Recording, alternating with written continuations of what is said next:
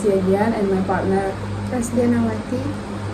We are here to tell you about Rengas Dengklok story. Hey Melinda, are you free for a moment? I need some help review Indonesian history. Of course, Dian. What period are you studying? The ancient kingdoms or the colonial era? The colonial era, especially the events leading up the Independence Day. I am trying to remember the details of the Rengas Dengklok incident. It happened just before the proclamation, right? Yes, that's right. The Rengas Dengklok incident took place on August 16th, 1914, one day before the proclamation of independence. It was a very crucial event in Indonesian history. I remember it involved some kind of kidnapping. Is that correct? Yes, Sukarno and Muhammad Hatta were taken by force by the Pemuda or the younger nationalist group. However, it was not a criminal kidnapping. It was a political move driven by revolutionary urgency. Why did the Pemuda feel the need to do that? The main reason was the difference in perspective between the younger generation and the older generation. The Pemuda had just learned that Japan officially surrendered to the Alliance on August 15, 1945. So they thought that was the perfect moment to declare independence. Exactly, they believed that Indonesia had to proclaim independence immediately without waiting for permission from anyone, especially not from Japan. In their view, delaying the proclamation would weaken Indonesian position. But Sukarno and Hatta didn't agree with that idea at first, did they?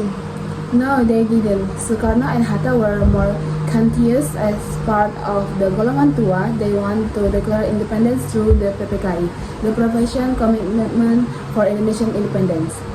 Wasn't the PPKI formed under Japanese supervision? Yes, and that was exactly the problem. The Pemuda feared that if independence was declared through the PPKI, it would look like a gift from Japan rather than the result of Indonesian struggle.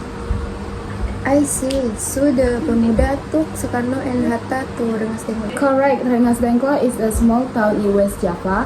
They took them there to isolate them from Japanese influence and to pressure them into proclaiming independence as soon as possible. How long were they held there?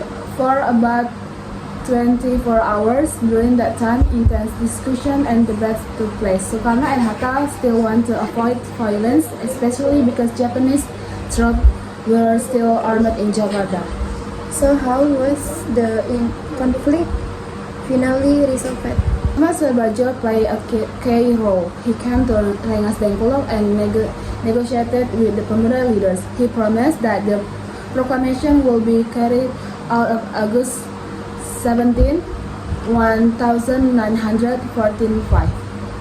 And the Pemuda trusted him?